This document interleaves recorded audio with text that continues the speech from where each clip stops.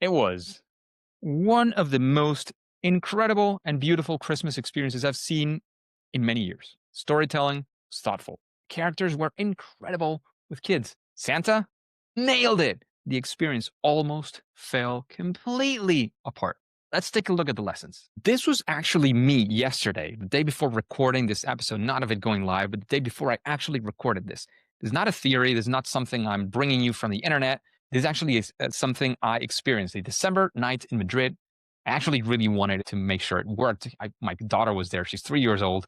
You can imagine all the beautiful things that can happen in such an age. So I really wanted to make it work. I'm Rob, the host of the number one podcast in the gamification world. I'm also a consultant at the leading consultancy in the world of gamification and behavioral design, the Octalysis Group, where I'm the head of engagement strategy in Europe. I'm also a professor at top business schools like IE Business School, also the EFMD, which is actually behind all of the successful and top business schools and many others around the world.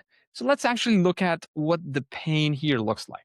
You're getting there. It's a December night. It's in Madrid. I don't know about you, but December usually means cold. This was really cold, at least for me being from Venezuela. As you know, there was stress. There was cold. Usually when you have kids, some tardiness is involved, and there was a lot of confusion. And kids, they're seeing all these things. They're excited. That excitement can be very fragile. The emotional trajectory can easily derail by a single small or big mistake that you made. Because when you're building a magical experience for kids, confusion is definitely not neutral. It can be really, really destructive. And if you build products, services, or experiences, this will change the way how you think about them forever. We will talk about this experience also through the lens of the stages of gamification. I'll dive right into that. We'll talk about the pull, the world, and of course, the ugly. I will still not give you exactly what that was, what part of that stage, but these are the points that we'll be talking about today. Oh, and if you want to make sure the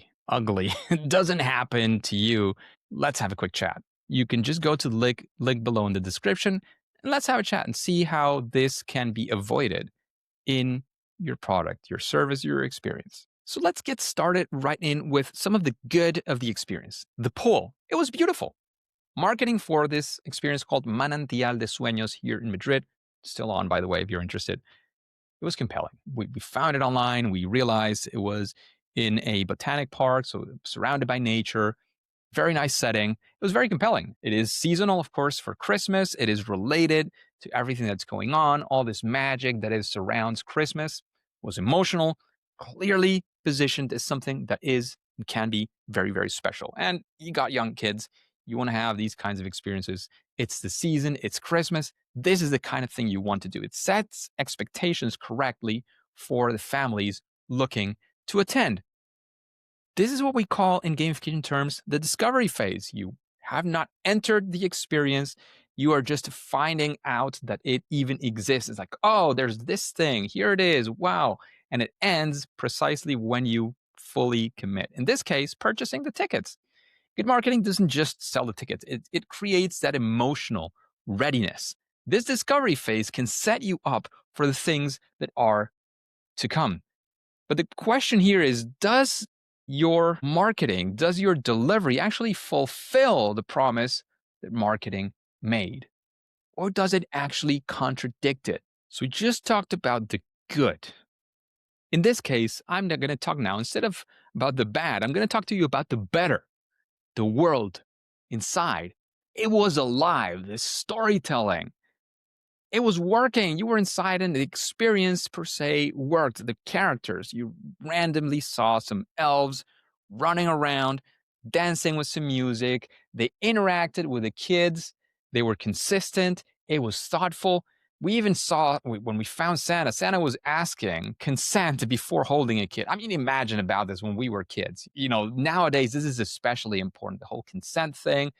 You know what I mean. If you're a parent, you know that these things are happening. And this is part of how nowadays looks. This is a huge trust signal. At least for me, I saw that and I was like, okay, it feels safe. The kids, they feel seen. It's not just something happening in the background and they're observing. They feel seen. They're not processed one after another, just in a queue, and they process people like me. Not at all. Not at all. You are there. They interact with you. It's thoughtful. It's meaningful. This is what we could call in gamification the scaffolding phase. It is done right. everything in there, all the interaction loops that you get, it reinforces and you want more of the experience.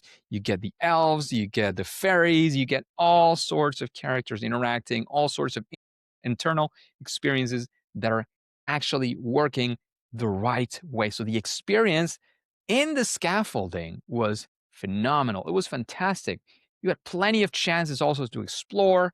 You could find surprise and delight. You can imagine a kid runs into an elf, the elf talks to them, does a high five to them, or lets them hug them, or whatever it is that your kid is thinking about. And they were thoughtful, respectful, they were nice, they were in character. Everything in that sense was working. So, what could possibly go wrong when I'm explaining it to you this way? What could possibly go wrong? Well, here it goes. You walk in, literally, have your tickets, which you purchased during marketing, and this is before the scaffolding of the experience. You walk in and you immediately start hitting unwanted and unnecessary friction. Person at the door, I understand there's a queue of people. They don't have time for supporting every person who comes in, but of course, they offer no guidance, like absolutely none. Literally, we ask them, "Oh, this is what we're here for. What do we do now?" And they say, "Oh, yeah, it must be somewhere around it." Not even exaggerating. This gesture, if you're watching it in video, they actually did this at the entrance. What now? So we go in and you start looking around like, what now? And don't get me wrong, there were beautiful things happening, but the problem is you purchase a ticket and it has sort of purchased in experiences, which already starts. I understand the whole monetization behind it and it has different things, yada, yada. I can get that. But you purchase tickets and you purchase separate tickets, like it's the ticket to get there and there's tickets for separate things. And they also have a schedule. So you have to get there at a certain point. And I don't know about you. How do you manage these kinds of things with your family if you have one?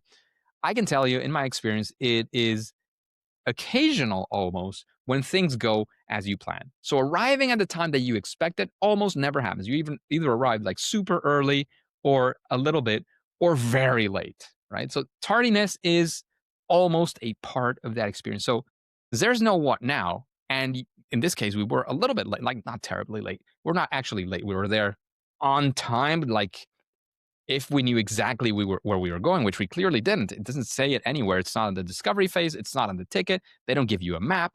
Nothing happens. Signage was hard to find already. And since all these tickets were sold separately, you start creating artificially that rush, that anxiety. They could have just let you like, oh, the schedule for this thing is these times. And then it's like, oh yeah, they don't want too much queue, everybody coming at the same time.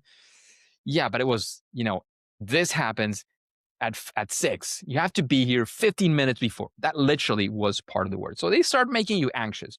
We arrived there within those 15 minutes. So it's like, oh, maybe they'll be flexible with 5 minutes, but it doesn't even sound like that. So when you finally find somebody who helps, first off, there is a long queue. My kid was excited about lights, looking around. So my wife goes and tries to get some support. After you get through the long queue, this staff here, as I said before, you can pre-purchase those tickets, but you can also purchase tickets in there. So this person is more focused, of course, in selling you extra experiences on top of that, more than being the guidance. So this is not really an information post. This is a place where you purchase more tickets, which, by the way, this is one of the bad things on the inside. These experiences, this was literally like a circle where you could go around, right? And the paid experiences were in some different places. In theory, and they had the physical infrastructure there, you could purchase the tickets right there, right now. None of them had personnel. So in reality, every single ticket you had to purchase went back to the center stage. But nobody tells you this, right? So this is not part of your onboarding. And this is where it starts getting nasty. When you start a game, instead of reading a manual nowadays, especially with video games, you dive into the experience and little by little starts guiding you so you understand what to do. Here was the exact opposite. It's like they had a huge manual and they didn't even give it to you. It's somewhere and you have to look for it. And it's not like it's an exciting part of the experience at all. It is, as I said, you're in a rush, you're starting to get anxious, your kid is excited, but that's limited. So this happens and we finally get support. And, in the end, we did finally get there when we're stressed, we're rushed. They give you into a queue. Okay, I kind of get it. Then you get there. And again, this is the onboarding. This is one of the first things you see. You get into this queue and there's like a separation between the queues. And you're like, oh, these people are kind of waiting here for something. So let me just pass. Person was not the most supportive. Said, oh, you have to go to the back of the line. I was like, oh, yeah, I get it. I understand if you tell me. And if it's clear, if there's signage, if I understand what is going on. But nobody was letting you know what was going on. The onboarding was not happening. It was as easy as having, instead of having 100 elves, you had 99 elves, and one of those people was at the entrance guiding people. It's like, oh, welcome. What are you looking for? That way, this way. There you go. That's it. There's the signage. There's the map. If your experience says this, you have to arrive there and you have to go there. You have to do this. You have to do that. As simple as that. In general, what we're talking about is the classic onboarding failure. I'm not saying the core of your experience is the onboarding, but before you get to the core of your experience, you actually experience, whether you design it or not, that onboarding. The world, once you're inside, can be magical. Problem is, the entry point can be hostile. Honestly, again, kid is very young. Eventually, we just got into it. We kind of, washed our upsetness and anxiety and just went in with it. Because what we were looking for here is not a set of instructions, or maybe it was even small amount of instructions. Right here, what you're looking for, especially in an experience with kids, is emotional regulation. They talk about this with psychologists, how emotional regulation is so important, so on and so forth. The idea is you go in there and you want to answer, among other things, one very important question. Am I safe? Am I doing this right? Am I in the place where I should be? Think about it. Even if you're not designing for kids, what does the experience you are creating feel like in the first 3 minutes? Do your users feel confident, or do they start panicking? Honestly, what makes this extremely painful is that everything after the onboarding was really, really good. It failed because of the details when you get started. This is easy to forget because details are where your trust either is gained and strengthened or where you can start losing that trust and regaining it. Honestly, it took a while for me to internalize it. It's like, well, onboarding was terrible, but this seems a good, a nice, safe, call it as you may, experience where I can actually be in and enjoy with my family. Do not put yourself there. If you're building any kind of product, service, experience this next year, don't just design the world, the onboarding. Make sure you make discovery, onboarding, scaffolding. And I didn't dive into this because this comes way later and not all experiences